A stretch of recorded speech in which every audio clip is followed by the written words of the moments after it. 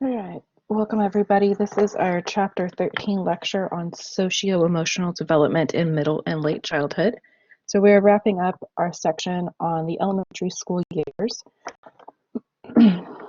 What we're going to mostly focus on in this lecture is emotional and personality development and some changes that are occurring here. We're also going to talk about various family structures and identify changes in peer relationships.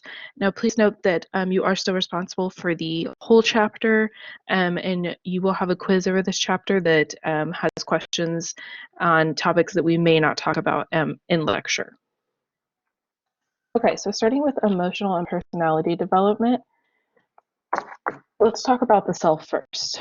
So I have this slide here. So it's going to be a little more interactive, this lecture, obviously just on your own. But if you'll take a minute to pause and fill this out, it's just answering the question, who am I?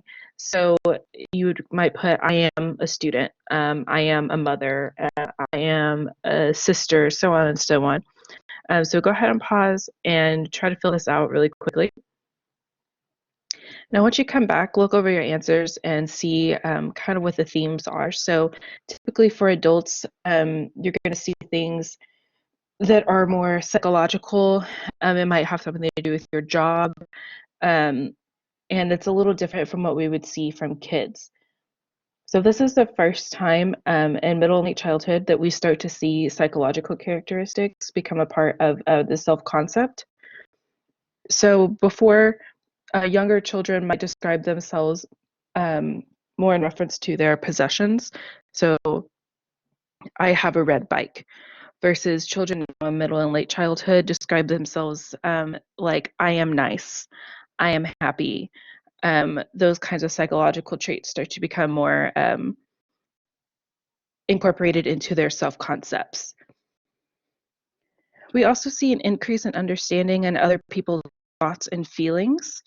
So they're becoming less egocentric, essentially. So you remember we talked about how young children are egocentric.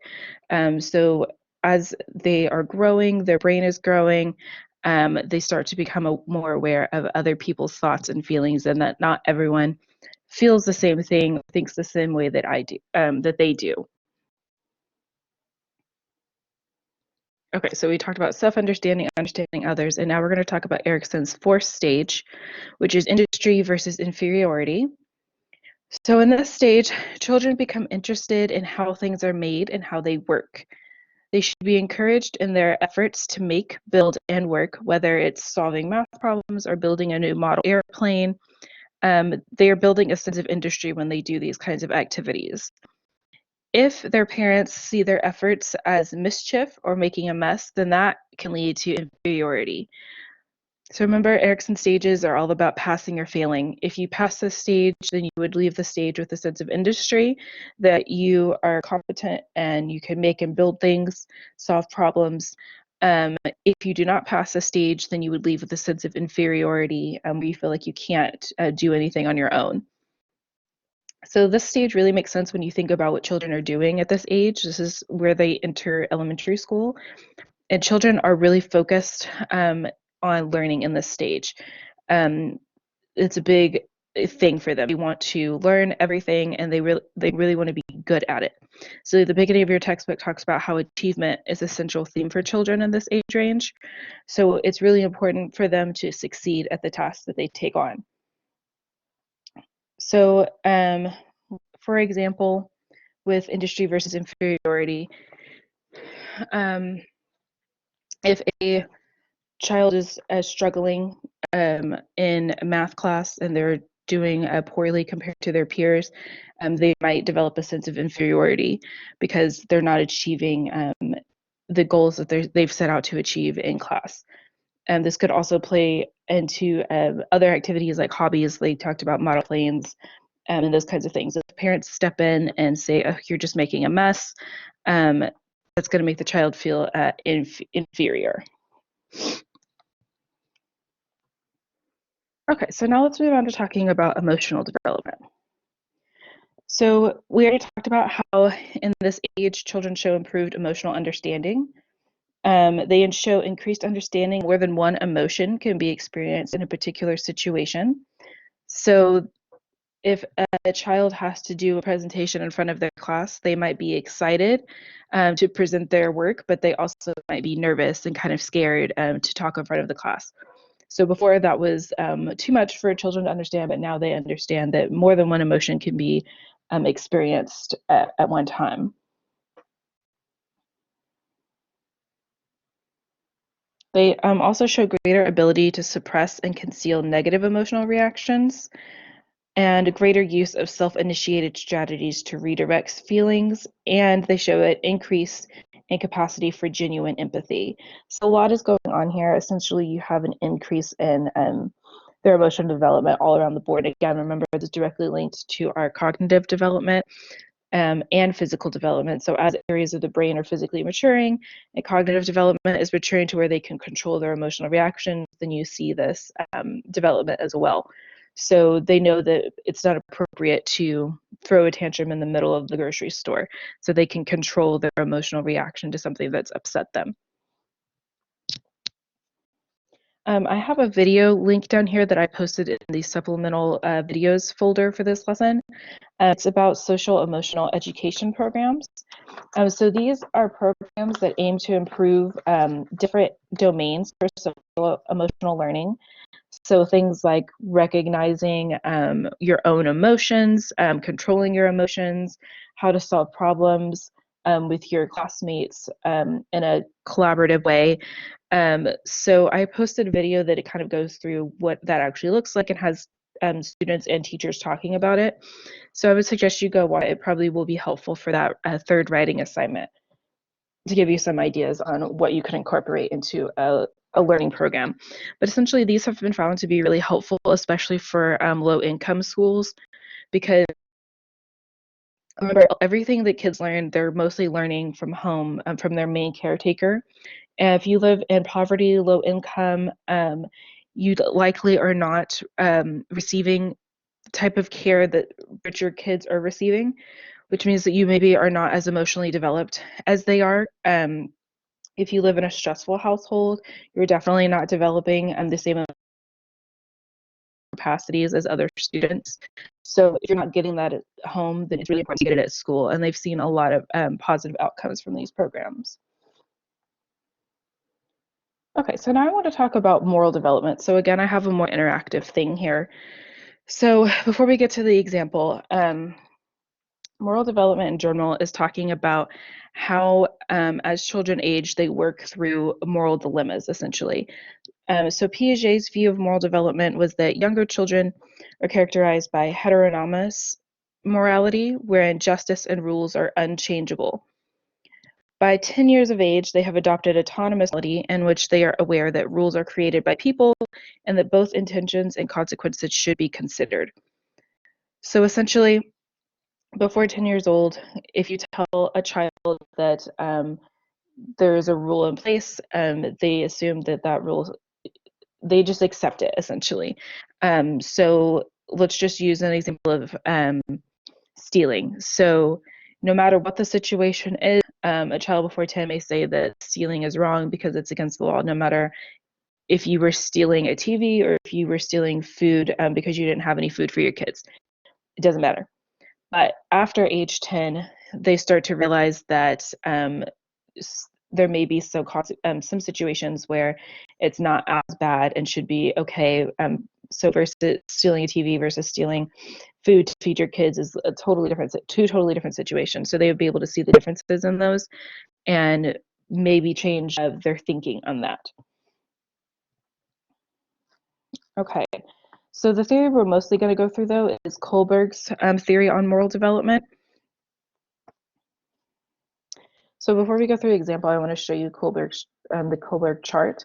So this is in your textbook, and this is not going to be on a quiz because it's a lot to go through, but I do want you to know it for future. So I'm going to go through an example, and we'll go through each level. So let's go back and read our moral dilemma for today. So Sharon and Jill were best friends. One day they went shopping together. Jill tried on a sweater and then, to Sharon's surprise, walked out of the store wearing the sweater under her coat. A moment later, the store security officer stopped Sharon and demanded that she tell him the name of the girl who had walked out. He told the store owner he'd seen the two girls together and was sure the one who left had been shoplifting. The store owner said to Sharon, "Come on now, come clean. You could get in serious trouble if you don't give us your friend's name." So then the question would be, well, should Sharon rat Jill out, essentially? Should Sharon tell them who her friend was that stole? Now, what's important to know when we're talking about moral dilemmas and moral development is that we're not interested in if you say, yes, she should have, or no, she shouldn't have given the name, but the reason behind why you chose to say, yes, she should have given the name, or no, she should not have given the name. So keep that in your mind while we walk through these stages. So level 1, pre-conventional level, this is where most kids are going to be at. So in level 1, good and bad are interpreted in terms of external rewards and punishment. So that's important in this level. So stage 1, we have children obey because adults tell them to obey. People base their moral decisions on fear of punishment. So in our example, if you had said, yes, Sharon should have given Jill's name to the security officer, your reasoning behind that was that she might get punished. Then that would mean your moral development is in level 1, stage 1. Moving down to stage 2, individuals pursue their own interests but let others do the same. What is right involves equal exchange. So an example of this might be if you said, no, she shouldn't have given the name because Jill wouldn't have done that to her. So essentially, like, you're going to treat others how you're being treated. So if Jill had been a good friend and had always had Sharon's back, then she would do the same for Jill and she wouldn't turn her in. Now, flip the situation. If Jill had been a really bad friend recently, then Sharon might give the name because Jill wasn't treating her right in the first place. So you see, it doesn't depend if you say yes or no. What matters is the why behind it. So again, this is level 1, where at first we're focused on punishment or reward, and then and level 2, we're treating others we would want to be treated. Okay, so now moving on to level 2. This is the conventional level. So level 2, we're applying standards that have been set by parents or the government. Okay, so in stage 3, individuals value trust, caring, and loyalty to others as a basis for moral judgments.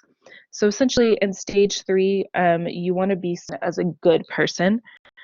So it could go either way. So if you say yes, Sharon should give Jill's name to the security officer because she wants to be seen as a moral, good, trusting person to society, then that would be your reason why I was saying yes. But you also could flip it and say, no, she shouldn't give Jill's name because to Jill, she wants to be seen as a trusting, loyal person.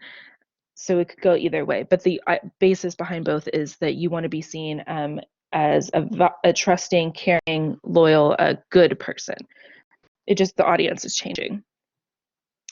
Stage 4, moral judgments are based on understanding and the social order, law, justice, and duty.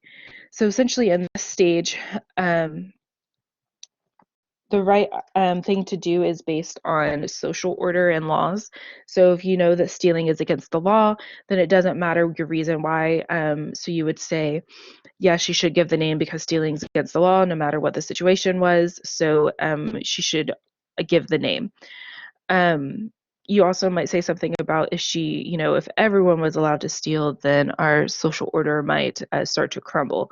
So those kinds of things are important. So this is like, if something's against the law, it doesn't matter your reasoning behind doing it. It's just against the law and you shouldn't do it. Okay, and then we have level 3, which is post-conventional reasoning.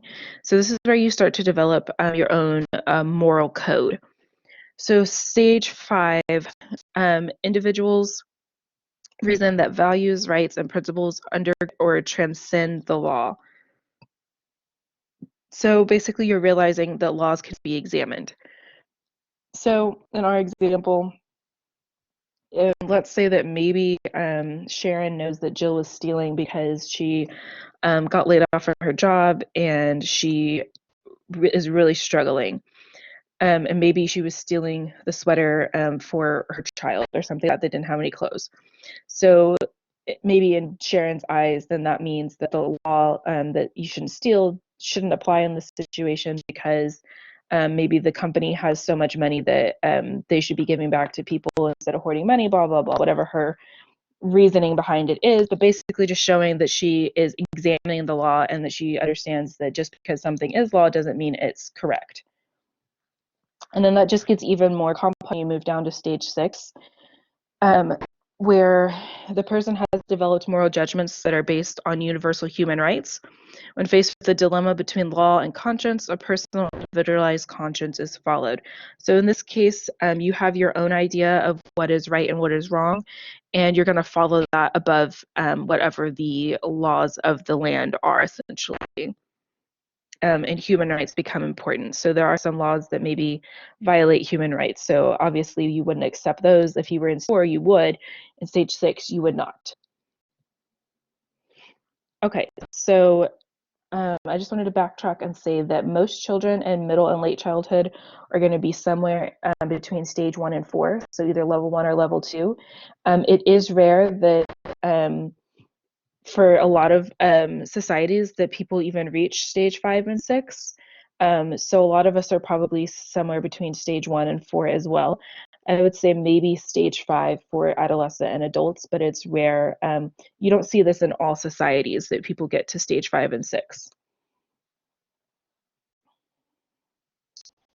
Okay, so I hope that makes sense, and I just think that this is really interesting. I wish we had class time to actually go through different examples and different moral dilemmas to try to figure out like what stage you usually think in. But just the most important thing to remember is that it's not about yes or no; it's about the why behind the answer. Okay, so also in your book there are some other examples of different people's views on moral development. Um, you can read about those because it's pretty short. Um, I did mention the cultural aspect, so you can read about the role of emotion and moral thought and behavior. One criticism of Kohlberg's theory is that just because you are able to go through these stages, and you maybe are in stage 5 moral reasoning, that doesn't necessarily mean that you display moral behavior. So this is strictly just about moral reasoning, and moral behavior then becomes a different topic. So for I think the example your textbook gives is you maybe have politicians who say that abortion is wrong and shouldn't be legal, but then they turn around and get an abortion for the woman they're having an affair with. So clearly, there's two different things going on there. Okay, so now we're going to talk about family structure and peer relationships. So starting with divorce and step families. So is it better for parents experiencing conflict to divorce or to stay together for the kids? So you may have your own thoughts on this. So what the textbook says is that there can be advantages for both, and it depends on the situation. So it's not that simple for families, especially like low income families, to just say, let's get a divorce. And where's the money going to come from for each parent to live on their own and now have to pay child support and all that stuff?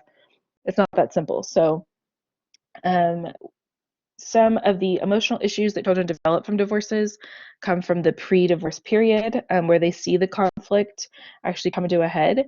So obviously that's when the parents are still together either way. Then we have the emotional security theory. So this theory says that children appraise marital conflict in terms of their sense of security and safety in the family. Parental conflict in kindergarten is linked to emotional insecurity late childhood, which was in turn linked to other emotional issues such as depression and adolescence. So what this really seems to be saying is that most of the effects of divorce that we see in kids happens in the pre-divorce period. So it doesn't really matter at that point if you were still living together or separated. What matters is the environment you create for the kids. So if you're going to be still living together, to create an environment where you're not constantly fighting, because that's really what is affecting the kids. still affecting them. Okay, step families. So there are different types of step families. So if you have parents who have been divorced, and now when they get remarried, they're facing more challenges, different than when they were going through the divorce. So not only are that from the parents' perspective, are they having to define and strengthen a new relationship with their new partner, but they also have to reestablish the biological parent relationship with their kids they already had, plus also establish a relationship between their biological child and the step parent and possible step siblings. So there's a lot going on there. It's not easy. So there's a lot of new people, not only relationships that don't just poof out of thin air. They have to be worked on. Okay, so the three common types of step family structures are stepfather, stepmother, and blended or complex. In the blended or complex, both parents bring kids into the family. So you have, mom, dad, and they each brought kids in with them. Children often have better relationships with their custodial parents than with their step parents. I think that's a given. And children in step families show more adjustment problems than children in non-divorced families. So again, that's just a lot that the child is having to go through. So of course they're going to have some adjustment issues, which is going to show up in other areas of their life as well. And then the stepfather is where you stay with your biological mother and you have a new dad. And then stepmother's the opposite. You stay with your biological dad and you have a new mom. Just the stepfather and stepmother, there's no other kids involved. It's just the biological kids. So blended or complex where you have step brothers or sisters coming into the picture as well. So typically what we see is that it really just takes time. So as long as the relationships are stable, whether you're living together, you're divorced, you're starting a new family, um, there seems to be like a spike in adjustment issues, emotional issues, but after everything kind of stables out and stays really on schedule and the kids have like a normal essential environment and life, they start to show more improvement after that. Okay, so now on to peer relationships. So now children are spending more of their time with their peers.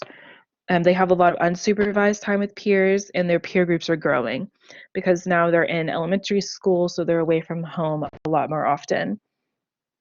So obviously one thing that children have to start to know is how to get along with their peers in order to make friends.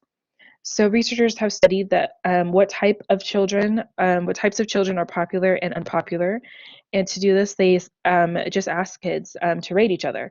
So they listed all the kids and asked them to rate them based on if they were their best friend, if they didn't like them, so on and so on. So they came up with these 5 peer statuses I have up here. So popular is many students nominate them as a best friend, and they are rarely disliked. These kids typically have good social skills. They're friendly. So thinking like they invite people to play with them at recess or sit with them at lunch. They're typically always in a good mood. They share resources. Just pleasant to be around, essentially. For the average rating, they had an average number of positive and negative nominations. So just essentially just like in the middle. Not overly disliked, but not super well liked either. With neglected, these children were not particularly disliked. But they were also not nominated as a best friend. So these are kids that you could think of as being shy, probably like more in the background, neglected, so not noticed. So it's not that they're disliked, it's just that they're kind of forgotten about. And then you move on to rejected. So this is children who have no positive nominations and they are frequently voted as disliked. So these kids often are very aggressive. Some of them might be shy, but they tend to be on the aggressive side.